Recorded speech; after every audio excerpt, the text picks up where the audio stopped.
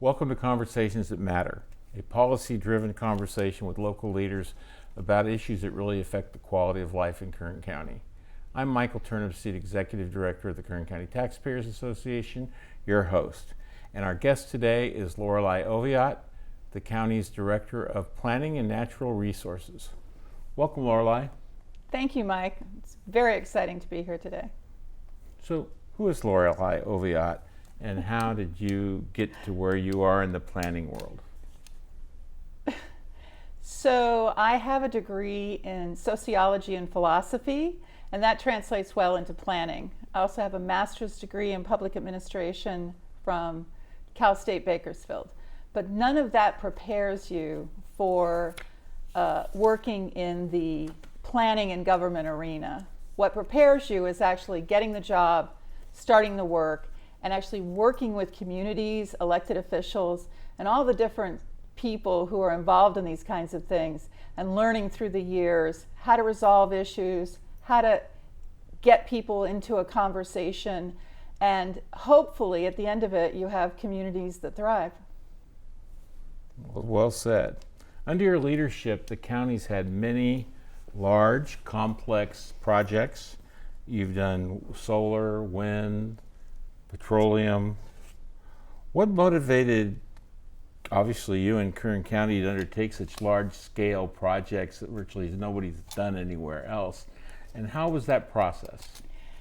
Well, everything is driven by the market. And what I mean by the market is, what do people want to build? Where does a grocery store want to go? Where does Walmart think they have enough human beings living to buy all those things? Amazon decides where they put their logistics center. This applies to everything: housing, gas stations, and everything. Then on the other side, government and the communities want to give them guardrails. They want to say, this is the locations that we think work for our communities. And so it's a relationship between the market, Wall Street, the investors and the people that put up the money, and the communities who have to figure out what fits with what we do here. So, we don't have an ocean, for example. So the idea of building a pier where we could have tourists come is nonsense, right? So you're not going to propose nonsense. At the same time, it's really hard to predict the future.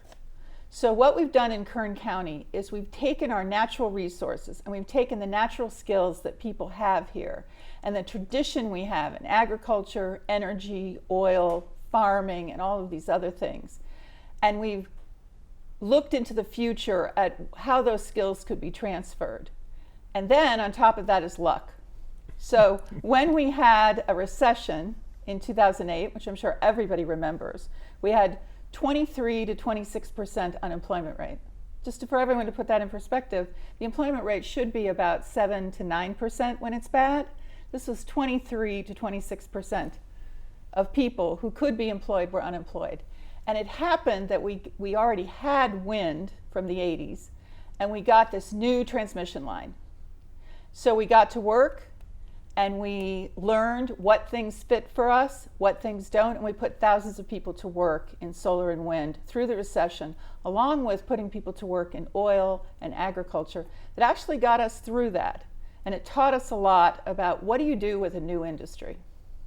Well, you mentioned the transmission line that went down to Orange County or through. That's in the news again. We're going to this solar-based electronic economy, and we have a small part of the grid here. How do you make sure that we have enough pipelines to get all these electrons to where they need to go?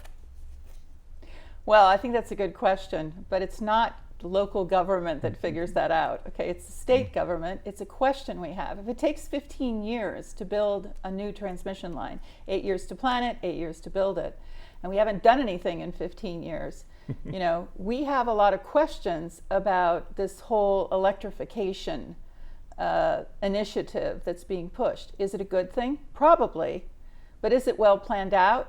It doesn't look like it. That was kind of the answer I didn't want to hear, but kind of wanted to hear. What is the governor's Just Transition initiative? So just transition is a word that was invented by academics back east to look at places like Detroit when they had when the auto market crashed because Japan built automobiles, more efficiently and cheaper, and Detroit's economy collapsed.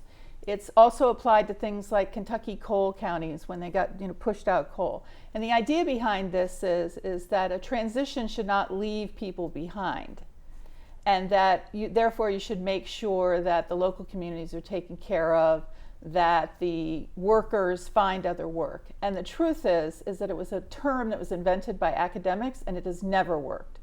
It has taken, I went to college in Cleveland, Ohio in the 70s, and so I saw the transition from steel and the collapse, and that was a vibrant, exciting place to live in the 50s and the 60s, and then in the 70s started to collapse as steel once again went overseas.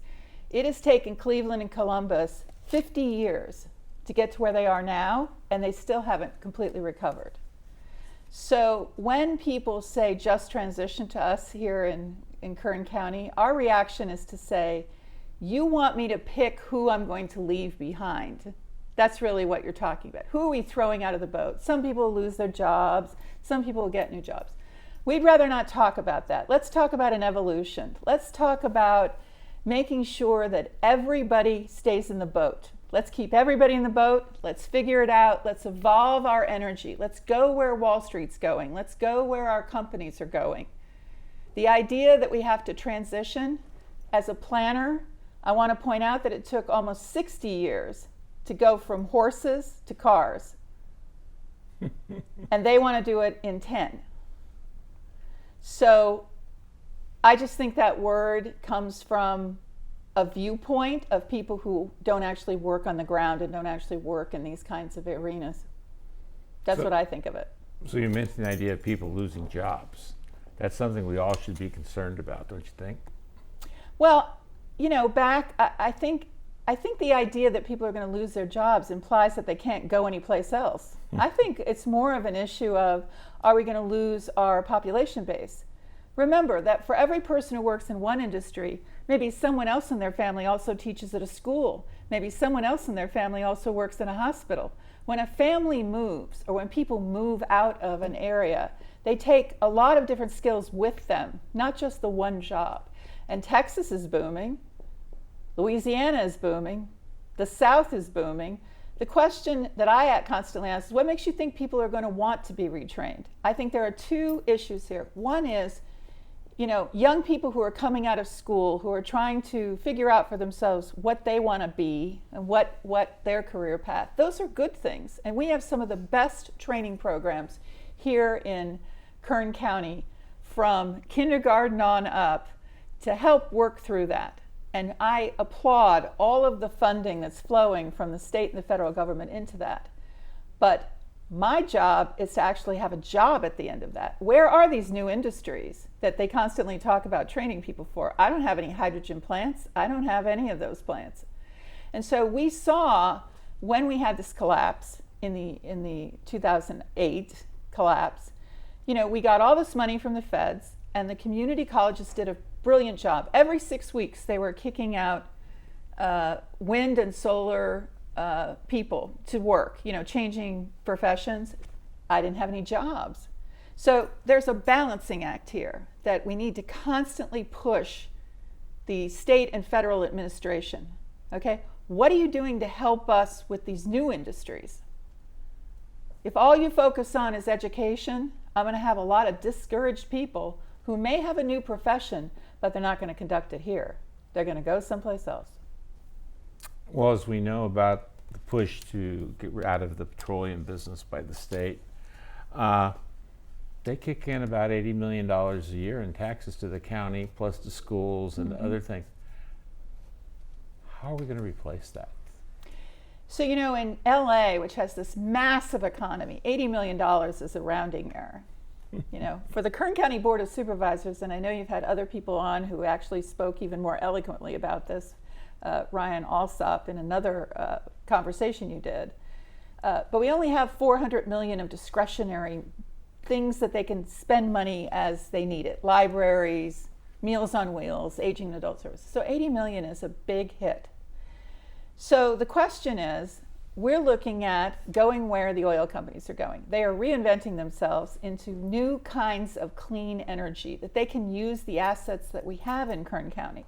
And these are the same kinds of skill sets: engineers, computer technicians, people who can work with their hands or work with their brains or work with both, all the different things, robotics, all sorts of things. And we're looking at a new clean energy industry.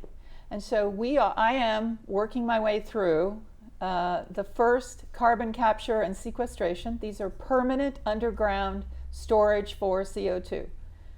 Now, the climate crisis says we have too much CO2 in the air, and we're putting too much CO2 in the air from a variety of different sources. We need to get it out. And so technologically, one of the solutions is, let's take it out of the air, let's capture it from things that produce it, and let's permanently put it under the ground in rock warehouses. And that is really the simplistic way of talking about the complicated science of CCS, carbon capture and sequestration. So once we have that, then we can have all these new industries. We are the place. We're not going to put them in downtown LA. We're not going to put them in downtown San Diego. These industries don't work well around, those types of urban environments. So we're the place in California. Very, very, very interesting. Let's take a short break. We have a message from Kern Tax. We'll be right back. Hi, I'm Tim Rushing, and I've been affiliated with Kern Tax for over 25 years, currently serving as the board chair. Kern Tax is not an organization that will touch a warm spot in your heart. It is an organization that advocates for fiscal accountability and transparency while building relationships with the county, cities, special districts, and other government agencies. Since 2007, Kern Tax has been actively engaged in school districts concerning issuing school facility bonds. One would think Kern Tax would be an adversary, not a resource for school districts. On the contrary, local districts view Kern Tax as a resource. While our engagement has saved Kern County taxpayers nearly $1.5 billion in principal and interest, these savings did not come at the expense of the districts. The districts were actually able to get more usable funds for needed modernization and new construction by issuing well-structured bonds with shorter term maturities, saving taxpayers hundreds of millions in interest. Thank you. Welcome back to Conversations That Matter. Our guest today is Lorelei Oviatt, Planning Director for Planning and Natural Resources in Kern County. The warehouses in the Inland Empire, there's more than 3,000 warehouses. We have 50. And we talk about all these warehouses. How is that changing our economy, and how are they moving from, because they're obviously full and running out of space, and now they're coming to Bakersfield in Kern County? Well, I think it's interesting. Obviously, as a planner, I watch what's happening in the rest of California. The way that warehouse district has built itself in the Inland Empire, even the most supportive person for logistics would wonder, is it really smart to put it so that you have hundreds of trucks 5 feet from someone's backyard? That is not what we do here, and that's not what we're going to do here. So part of the backlash down there is planning decisions that were made by local jurisdictions who essentially wanted the tax revenue. So a large Amazon fulfillment center, a couple million square feet, produces about $2.5 million a year in tax revenue. That's significant, along with depending on the automation, 1,000 to 2,000 jobs. So those are really attractive to local officials. We are careful about where we site them. We want to make sure that they're not next to where people live. We want to make sure that we have jobs for the people. But we are the next place. We have many, many people who are now looking at the logistics. The Tahone Ranch, as you drive up the Grapevine, that's 15 million square feet already permitted. That's booming.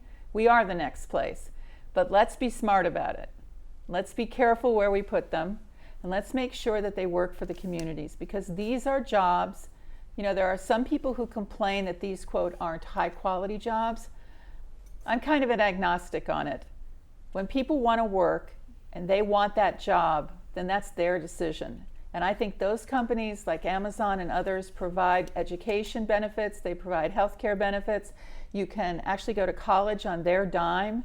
You can learn sorts of things. We need all types of jobs. We are not only an all of the above energy county, we're an all of the above job county. Well, all these technologies and changes and new industries come with environmental and social impacts. How do you address those? It's a very complex issue, and there's always the NIMBYs and everybody else and comes to your meetings and don't do it, or not in my backyard. Yeah. You know, that is probably the most complicated part of planning. You know, California is different from other places because we have the California Environmental Quality Act, which means that unlike Texas or other places that we might be in competition with, we have a longer process. And in this process, they look at the background. So the Central Valley portion of Kern has a very bad air basin. And so that tends to lend itself more to more environmental impact reports, which are the big vehicle, big book full of all the different good, bad, and the ugly about the project that we have to have a discussion about. In the desert area, even though we have a better air district, we have more projects. So that's a cumulative impact. One solar project on 1,000 acres might be okay, but when you have 156,000 acres like we do, the air impacts are greater, and so we have to do environmental impacts on those too. So the point is not to try and cut corners, just to be efficient and complete and work with the public so they understand how they can access the material and how they can actually comment. One of the things that we're very proud of in our department is, even if we're recommending yes on a project and you're a no, my staff will work with you to make sure that you understand how to give testimony at the board, because it can be intimidating down there. You know, they're sitting up above you, it's all cherry wood, and you know, it's kind of scary. Public speaking can be scary. And so my staff makes sure they understand when to be there. Yes, your emails will be put in the record. You know, our job is to help facilitate the conversation, even if my recommendation, which is I'm the one who makes the recommendation from the department, is to approve the project. At the end of the day, however, we have to decide what's important. What is important in our community? And, you know, we have people who need jobs, and we have people who want to work, and we have people who have to transition out of that evolution word. You know, we're going to lose all this ag land because we don't have enough water. Where are their kids going to work? What are their kids going to do for a living? How is agriculture changing to robotics and other sorts of things? And so we need to balance the people who live in a house and they look across the street and they say, but I like to look at the citrus trees. I built my house and moved into my house because there were citrus trees and they're so beautiful. And they're tearing down the citrus trees to build something else. We have to balance all of that. And that is the decision of the elected officials. So in the case of Kern County, it's the 5 members of the Board of Supervisors who give me my policy direction. In a city, it's the City Council.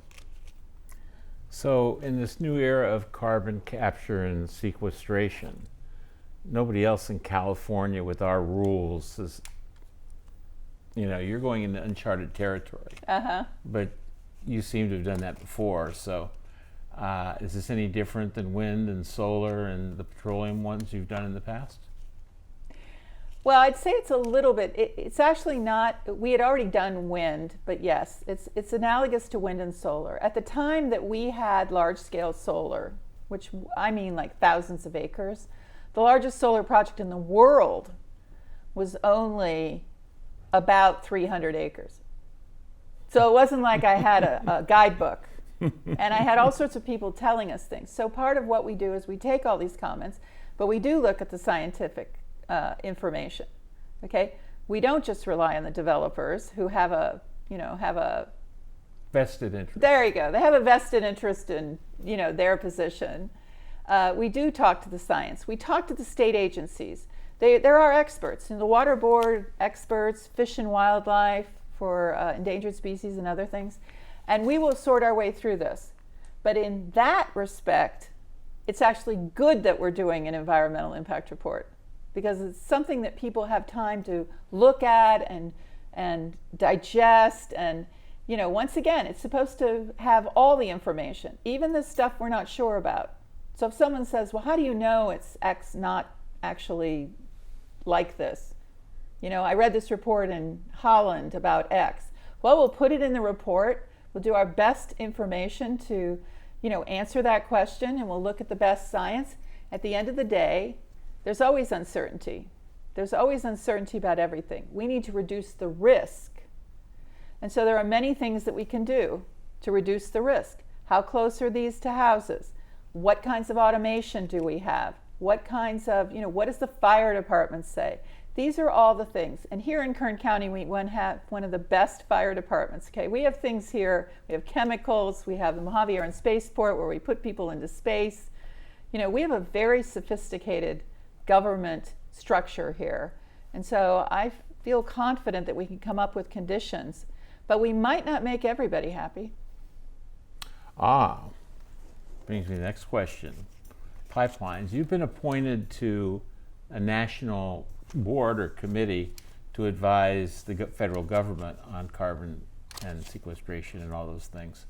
And locally, we have residents already that you haven't even started the studies, you don't know anything about it, and they're always saying, not in our backyard. We don't want any pipelines, we don't want it near us, So how do you educate? And when you get done with the EIR, it might be 3,000 pages. I don't know how thick they get when you get done. But how do you educate the common person who just hears what he hears on the media or reads social media and uses that to make their decision? Let me say it a slightly different way, too. Okay. I don't know that it's just education. I think these are legitimate concerns.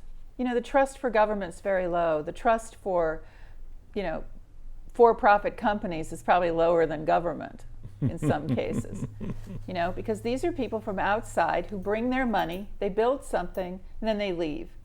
The tradition in Kern County from the 40s and 50s where everybody lived here, we had corporate headquarters. We're an international world now. Okay, we have $68 billion of private investment money invested in wind and solar, and the majority of those companies are international.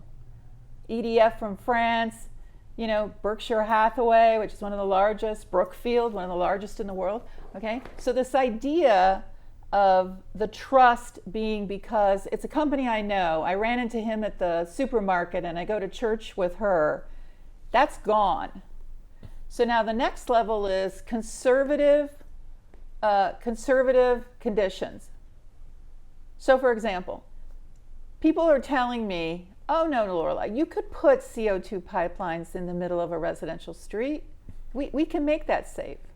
We do it with natural gas. Well, there's been a few accidents, but mostly we've done it safely. My answer is, why do we have to at this stage? This is a brand new industry. It's critical to our future that we have these permanent underground storage warehouses so that we can get these new industries because of the $80 million that the state of California is trying to take away from us. And so at the end of the day, let's be conservative. Let's not start out with risky positions that we have to educate anybody in. Because at the end of the day, it's your house. It's your family. It's your dog and cat that's, your dog's going to be running around and maybe take a whiff of CO2 and keel over. Let's not have those kinds of situations. Let's be conservative, really conservative at the beginning of this. That's what I'm recommending, because I can't promise what we haven't actually built yet and look to see. How, we're going to have all these automatic shutoff valves and we're going to have all these things, but show me where you have it now. So no device, because nobody's done it yet. Well, no, we have CO2 pipelines. Most of them are in oil fields. Okay. right? But we don't have CO2 pipelines in your front yard. If you actually go to a drive-through, like a Burger King or something, you might actually see on the wall a sign that says CO2 hazard, and that's usually the place where they have a tank that fuels your drink machine. There's little places where we have these kinds of things. That's very different from large volumes of CO2. And everybody is trying to figure out, how to make money off of this. And so that's when I slow down. Okay? Well, let's take another short break to hear a message from Kern Tax. We'll be right back.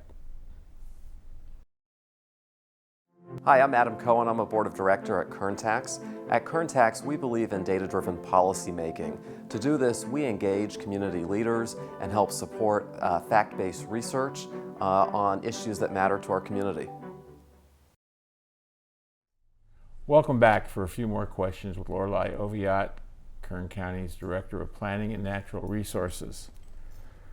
So what does the future look like for Kern County? We have the valley, we have the mountains, we have the deserts, three totally distinct regions.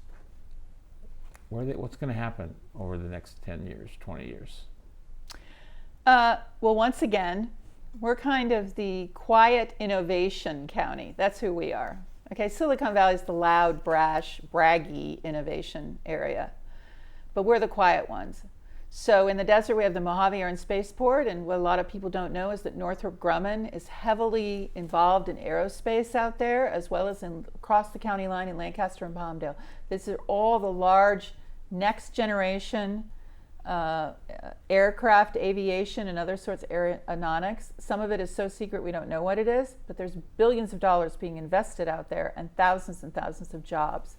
And that is part of our future. At the same time, we're still going to be building solar, and we're going to be building battery storage, and I think those are still going to be continuing in the desert portions. In addition, in our mountain portions, of course, is where we have tourism and other sorts of things where people love to live and recreate. I think in the valley, it's just clear that we're going to be a center of excellence for carbon management. These new industries need a place to go. We have the expertise, we have the universities, we have the community college. They will get the people trained, and we have the geologic assets underground. You have to have a certain vacant piece of rock in order to store permanently this CO2. And that's why depleted oil fields. But in Eastern Kern, we also have the same kind of rock. We have mines and other sorts of places that we could also do this in.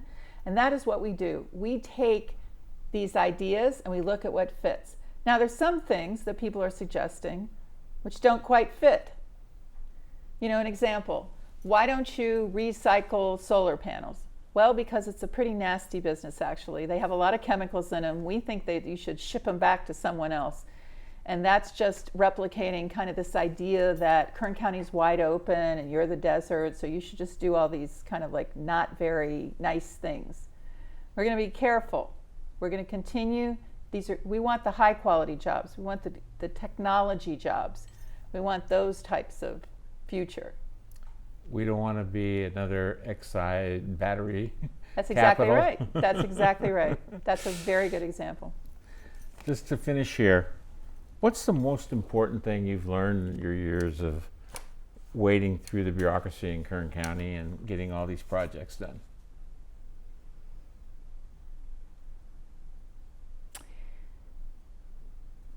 That that relationships matter. And it's not just relationships with, the local elected officials in various cities or these relationships. It's also the relationships in California. I know many people in the Sacramento administration who have been very, very helpful. And they are interested in what they can do for Kern County. And that's more on a relationship level. It may not be a big public conversation in the LA Times, but this is how you get real work done. It's relationships with experts at universities, people that I can email and I can ask, hey, I have this question about this particular kind of thing. What do you know about it? I have relationships with other planning directors, and we share and talk about what are we doing on X and what are we doing by Y. The internet has made that easier. The internet has also made public comment more extensive, thousands of comments rather than just a few. But at the end of the day, remaining educated and remaining part of a network of relationships turns out to be one of the most important skill sets, because the Kern County Board of Supervisors that I report to is interested in good ideas that fit for us, not just any good idea, but what are the ones that fit with our goals and our values and our future without throwing our friends out of the boat. I think you've just illustrated why everybody knows you. The work you've done on the cutting edge of planning, and everybody knows Lorelei.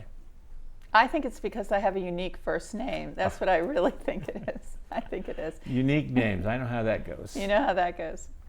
Well, we want to thank Lorelei Oviatt, Kern County's Director of Planning and Natural Resources, for joining us today.